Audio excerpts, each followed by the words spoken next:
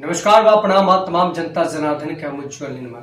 आज एक ऐसा शख्सियत के साथ रूबरू करा रहे हैं जो कि सारण जिला के वित्तरहित शिक्षक हैं और मशरक में स्थापित है और इन्होंने बिहार के लिए और शिक्षकों के आवाज़ बनकर केंद्र सरकार में भी अपना एक अलग शिक्षा का विगत अलग जगाने के लिए और शिक्षा का एक अलग पहचान बनकर लोगों का आवाज़ बनकर युवाओं का आवाज़ बनकर शिक्षा के प्रति जो शिक्षक समाज में पढ़ा रहे हैं उनके प्रति जो शोषण हो रहा है, सरकार के कई गतिविधियों से उन्हें टर्चर किया जा रहा था, उनकी आवाज़ बनकर तमाम मुद्दे पे इनसे मैं बातचीत करूंगा। छोटा सा परिचय आप हमारे दर्शकों को आप छोटा सा परिचय आप दीजिए कि क्या आपने कितने वर्षों से वित्तरहित शिक्षक रह चुके हैं और अभी भी आप स्थापित एक इस विद्यालय में, और कब से ये आप लोगों ने सरकार के प्रति जो धरना प्रदर्शन चालू किया है और सरकार का क्या आभार मिला इस धरना प्रदर्शन पे? सबसे पहले तो आपके न्यूज़ पर देखने वाले तमाम श्रोतागण को मेरे तरफ से अभिनंदन है, स्वागत है और नमस्कार है। रहा बात शिक्षा का, मैं रुपेश कुमार सिंह, बहादुरपुर इंटर कॉलेज बहादुरपुर सारण में एक जगह है, वहीं पर शिक्षक कार्यरत हूँ। केमिस्ट्री विभाग में केमिस्ट्री पढ़ाता हूँ, रसायन शास्त्र के शिक्षक हूँ। यह वित्त रहित जो संस्था है, यह वित्त रहित न कहिए, यह वित्त रहित में कितने साथी हम लोग का गुजर गए बिना पैसा के अभाव में, त्रैमाम करके वह मर गए। बेटी के शादी हुआ, बेटा को पढ़ाना है, बूढ़ी माँ है, उसको वह ऑपरेशन थिएटर तक नहीं ले जा सकता था, ले जा रहा है क्योंकि उसका पैसा का अभाव है। यह सरकार में यह ऐसा शिक्षक है जो कलंकित है और बिहार को कलंकित कर दिया है। बिहार को कलंकित इसलिए कर दिया है, जो बाप अगर बेटा को पढ़ाकर और उस समय एमएससी कराया और एमएससी कराने के बावजूद उस बेटे से यह अपेक्षा है कि बेटा हमारा कमा के 10 रुपया लाएगा जिससे परिवार चलेगा।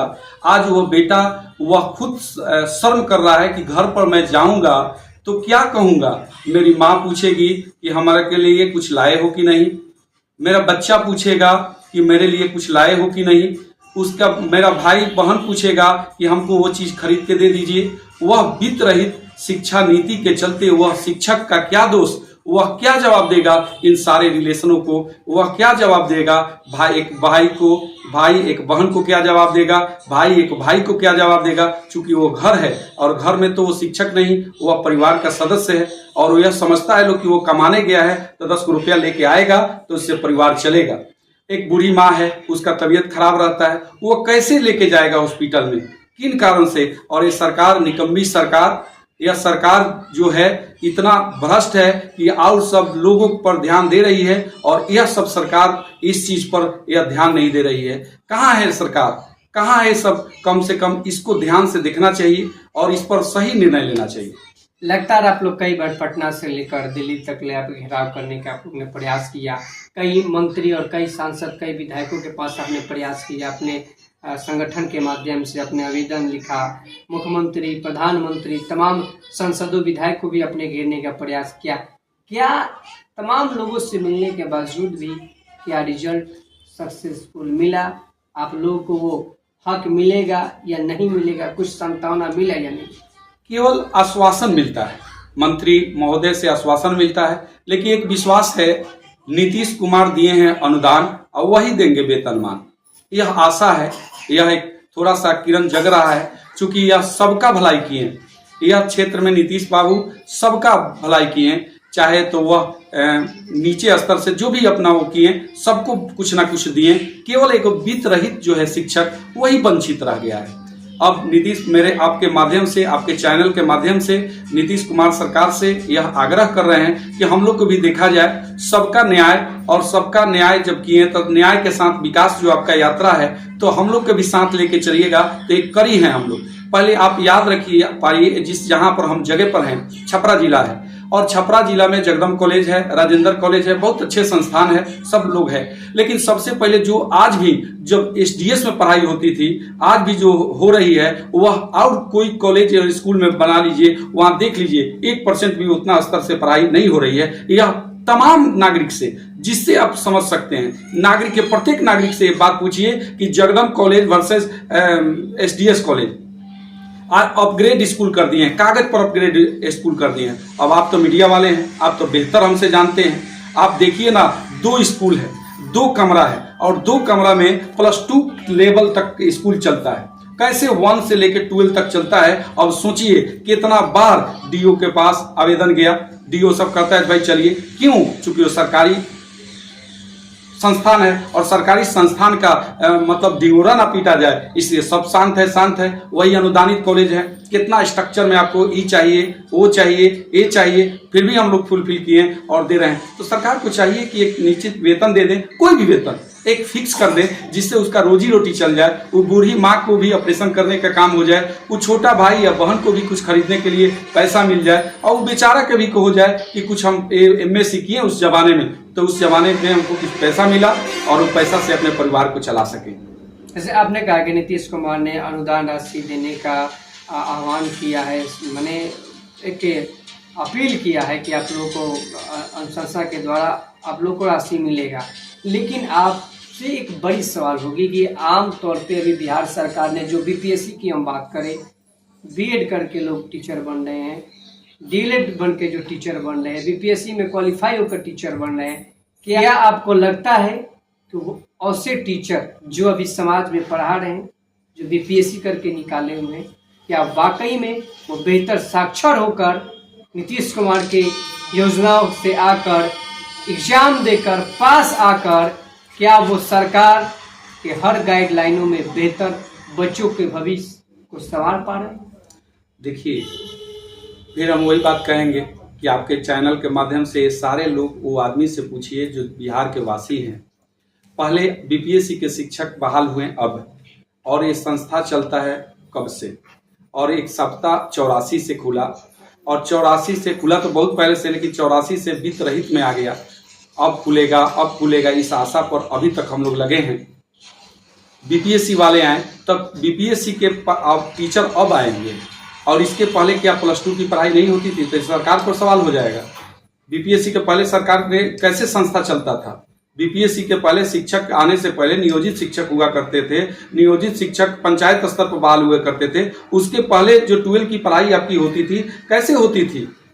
वह 12 की पढ़ाई वह इसी कंधे पर था, यह अनुदानित स्कूल के वही टीचर के नाम कंधे पर था, जिसका आपका GER बढ़ाया और सब कुछ बढ़ाया। अभी एक सर्वे में हम देख रहे थे, आप देखिएगा, जैसे राष्ट्रीय GER है तो 27.3% है और वह बढ़कर 28.4% हो गया। ठीक है, अब रिपोर्ट ये कहा गया कि 5% की वृद्धि हुई। यह 2017 और 18 में 12.1% से बढ़कर और 2021 और 22 में 17.1 हो गया। महिलाओं के लिए GER जो है 2017 से 18 में 10.5% से बढ़कर और 2021 में 22 में लेके 16.3 हो गया। यह GER जो सरकार ढिंढोरा पीट रही है कि हमारा बढ़ गया, यह किसके मार्फत से बढ़ गया?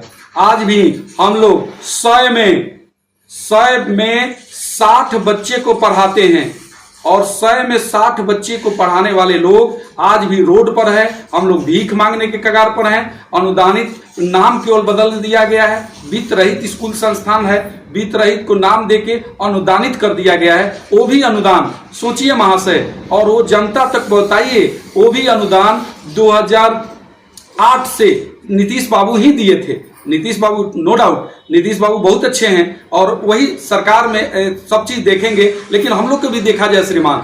ठीक है, हम लोग सबसे पीछे इकाई रह गए हैं। सारा लोग के जीविका क्या हुआ, सब चीज को आपने पाराघात लगा दिया एक वित्त रहित संस्थान को छोड़कर। और वह संस्थान आज बीपीएससी के थ्रू आया था और बीपीएससी के आज शिक्षक दिए, लेकिन इतना GER आपको आगे बढ़ाया, यह वित्त रहित ही शिक्षक था। आज आपका बीपीएससी आया, आज नियोजित आया, लेकिन बीपीएससी और नियोजित में भी अधिकतर संस्थान में यानी अनुदानित कॉलेज के ही बच्चे हैं अधिकतर। अब सोचिए कि जो अब आप सोचिए कि हमको कह रहे सरकार हम नहीं मानेंगे, इनको आप नहीं मानिए, हमको नहीं मानिएगा और हमारा सिग्नेचर हमारा किया हुआ पासिंग सब करिए, हम वैलिड, वो वैलिड है, लड़का पास कर गया वो सब वैलिड है, लेकिन जो पढ़ाएगा शिक्षक वो अनवैलिड है। बताइए कहाँ का न्याय है? हम पढ़ा दिए जिस बच्चे को, उसका बच्चे का सर्टिफिकेट मिल गया, वो जायज हो गया, वह सगरो लग गया, सब वो नौकरी कर रहा है, लेकिन वही बच्चा के जो पढ़ाने वाला शिक्षक है वह ऐसे हो गया। तो बताइए कैसा का न्याय है? न्याय कब मिलता है? जब हमको न्याय दीजिएगा, जब न्याय राजा है और राजा नीतीश बाबू हैं, न्याय अन्याय दोनों देखना इसका फर्ज है।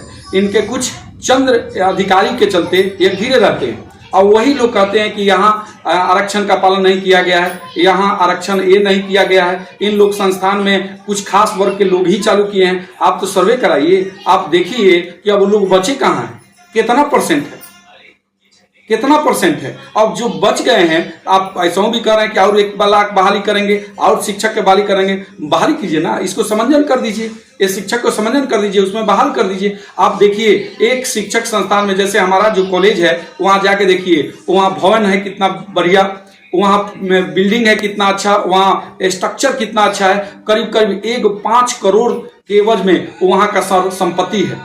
सर्वे करा के देखिए, और वहां 5 करोड़ की संपत्ति है, तो ये सब सरकार के प्लस पॉइंट ना होगा?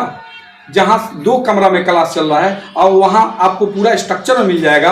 आपको लेना कितना है? कुछ लोग बच गए हैं उसको ले लेना है, बाकी लोग आप समंजन कर दीजिए, बहुत लोग कर देगा, आपका भी जयकार हो जाएगा, बिहार का भी जयकार हो जाएगा, और एक कलंक रूपी जो वित्त रहित है वह खत्म हो जाएगा आपका।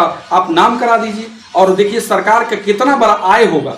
एक कॉलेज स्कूल अगर ले लेता है, मान लीजिए एसडीएस कॉलेज हुआ, टीपीएस कॉलेज हुआ, तो उसका कितना का संपत्ति है। टाउन में देख रहे हैं 1 कट्ठा जमीन कितना महंगा मिल रहा है, और इतना एकड़ में सब फैला हुआ है, बीघा में है, और वो सब सरकार लेगा तो सरकार का प्लस पॉइंट ना होगा?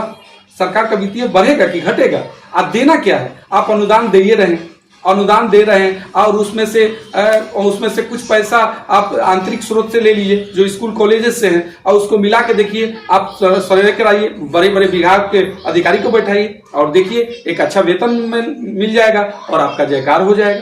समझने की बात है, थोड़ा सा दया दिखाने की बात है, और समझिएगा तो पूरा बिहार का भलाई होगा और एक कलंक रूपी वित्त रहित खत्म हो जाएगा।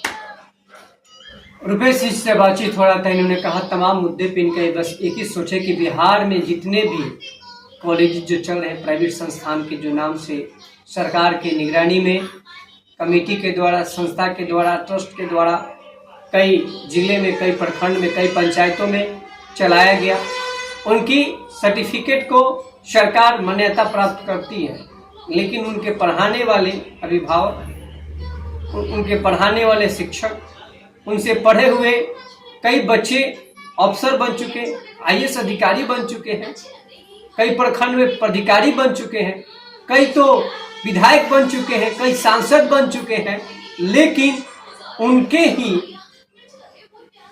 सरकार, उन्हीं के पढ़ाए हुए गुरु को सम्मान नहीं मिल पा रहा है। उन्हीं के पढ़ाए हुए, उनके विद्यालय में पढ़े हुए उन गुरुओं को वो राशि नहीं मिल पा रही है। आखिर माननीय मुख्यमंत्री नीतीश कुमार की ये सोच है, आखिर कब तक इस तरीके से सरकार चलेगा? अगर इन्होंने बड़ी प्रश्न की बात कहा कि 2 कमरे के विद्यालय को 10+2 घोषित कर दिया गया, बिहार के कई पंचायत में, कई प्रखंडों में ये देखने को मिला है। 5 कमरे, 2 कमरे, 8 कमरे हैं, 10+2 की वहां पे विद्यालय चलते हैं। कई तो ऐसे विद्यालय हैं कि 10+2 का घोषणा हो गया है, वहां पे भवन भी नहीं है, जर्जर भवन है। अगर मीडिया इस बातों को उखाड़ती है तो वहां के कई पदाधिकारी, कई यहाँ के अधिकारी, कई शिक्षा पदाधिकारी उन लोगों पर भी टिप्पणी करते हैं, उन लोगों पर भी एफआईआर होता है। बिहार की न्याय की मांग अगर कोई करता है तो उनके प्रति सरकार सजग नहीं होकर, असजग होकर काम करती है। तो माननीय मुख्यमंत्री नीतीश कुमार जी से मैं निवेदन करूंगा और स्थानीय डीएम साहब से मैं निवेदन करूंगा और बिहार के जितने भी शिक्षा पदाधिकारी और शिक्षा मंत्री जी से मैं निवेदन करूंगा कि रुपेश जी का जो कहना है, जमीनी स्तर पे आप सर्वे करवाइए, जमीनी स्तर पे आप उतर कर देखिए कि वाकई में प्राइवेट संस्थान जो चलता है या गवर्नमेंट संस्थान जो चलता है, दोनों में कौन सुपर है, या आपका या प्राइवेट संस्थान। आज एक मैं आप सभी को बता दूं कि बिहार में अगर मैं सर्वे करवा दूं तो बिहार में सबसे ज्यादा प्राइवेट स्कूल सबसे ज्यादा चलते हैं गवर्नमेंट स्कूल से ज्यादा। क्योंकि सारण की मैं आपको डाटा बता दूं, यहाँ पे 1200 कुछ विद्यालय हैं गवर्नमेंट, लेकिन प्राइवेट स्कूल 3540 विद्यालय हैं जो कि 10+2 से लेकर नर्सरी से 10+2 तक ले स्टडी कराते हैं। 3500 विद्यालय सारण में, छोटे बड़े विद्यालय। तो कहीं ना कहीं यहाँ की जो जनसंख्या है, शिक्षा का जो संस्थान है, शिक्षा को जो अलग जलाना चाहते हैं, शिक्षा जो समाज में अच्छा देना चाहते हैं, तो उनकी जो सोच है समाज को एकजुटता के साथ बेहतर शिक्षा दे।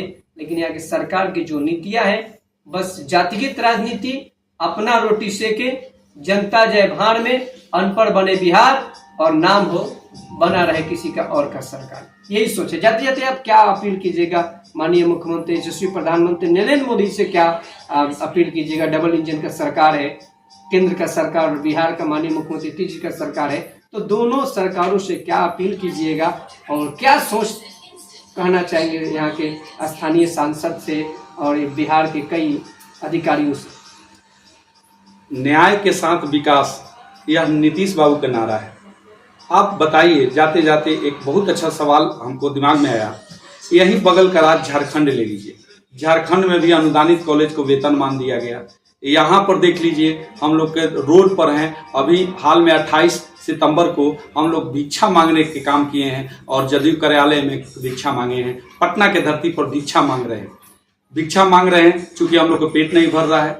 अनुदान की राशि इतना लंबा तक जा रहा है कि हम लोग का कैसा गुजारा चलता है, कैसा हम लोग रोटी करते हैं, कितना कलंकित होके यह चीज करते हैं। यह सब चीज अब क्या बताया जाए, दर्द है। लेकिन एक सोच बताइए, न्याय के साथ विकास है तो एक कैसा न्याय है माननीय प्रधानमंत्री जी? आप ही का ये देश है और आप ही के देश में बगल का झारखंड में इसको वेतनमान दिया गया और यही बिहार में इतना पेच में इसको फंसाया जा रहा है ताकि अनुदान नहीं देना पड़े, अनुदान रिलीज नहीं करना पड़े, अनुदान के बारे नहीं होगा। अब अनुदान नहीं होगा, जो इस शिक्षक में इसमें लग गए, इसका एज खत्म हो गया। अब एज खत्म हो गया, वो टीचर क्या करेगा? क्या भीख मांगेगा या फिर दूसरा काम तो कर नहीं सकता है, क्योंकि शिक्षक है और शिक्षक का एक ही काम होता है कि शिक्षा का जोत जताते चले, शिक्षा का दूसरा कोई काम नहीं होता है।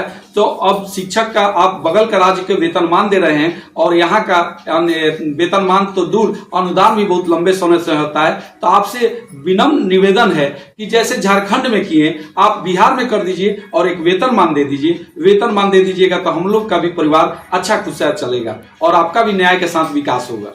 तो यही चीज होता है। दूसरी चीज आपने बोला यह अनुदान, तो कोई खास, हमने पीछे भी आपसे बात बताया था कि कोई खास बजट नहीं पड़ेगा। आप विशेषज्ञ से बताइए, ले आइए जो अनुदान आप दे रहे हैं और जो आंतरिक स्रोत से है। आंतरिक स्रोत में गड़बड़ी ये है कि आंतरिक स्रोत में आप जब इसको हैंड ओवर कीजिएगा तो अपने स्तर से कीजिएगा। आंतरिक स्रोत में बहुत सारा घपलाबाजी होता है, पेमेंट नहीं मिलता है। और जब वो कीजिएगा, दोनों को मिला के आप कीजिएगा तो एक अच्छा वेतनमान हो जाएगा, आपका भी जयकारा हो जाएगा। झारखंड जैसा यहाँ बिहार में भी हो जाएगा तो न्याय के साथ विकास होगा। एक जगह न्याय मिल रहा है और दूसरा जगह उस टीचर के साथ अपमान हो रहा है। ये कैसा न्याय?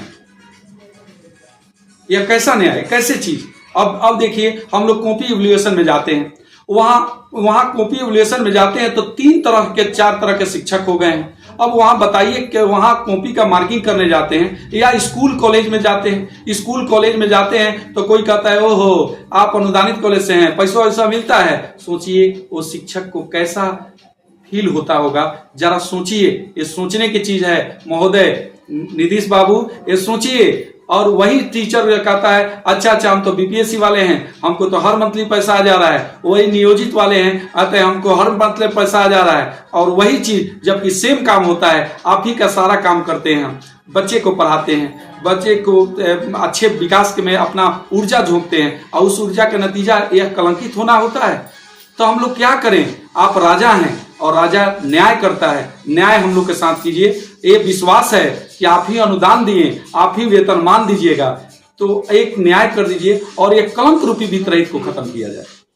देश के यशस्वी प्रधानमंत्री नरेंद्र मोदी जी और बिहार के मुख्यमंत्री नीतीश कुमार जी से इन्होंने खास तौर पे निवेदन और अपील किए हैं कि वित्त रहितों के लिए जो अनुदान दिया जाता है, अनुदान ना देकर उन्हें स्थापित कर दिया जाए।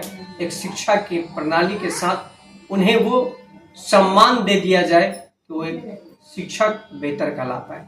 इन्होंने साफ तौर पे ये भी कहा है कि एक तरफ मैं तो विद्यालय में पढ़ाता हूँ और जब कॉपी चेक करने जाता हूँ तो मुझे अपमानित किया जाता है कि मैं बीपीएससी का टीचर हूँ, तो मैं ये विभाग का टीचर हूँ और आप लोग वित्त रहित हैं, क्या आपको पैसा मिला? तो ये जो शब्द का जो भावना है कहीं ना कहीं झिकझोर के रख देता है।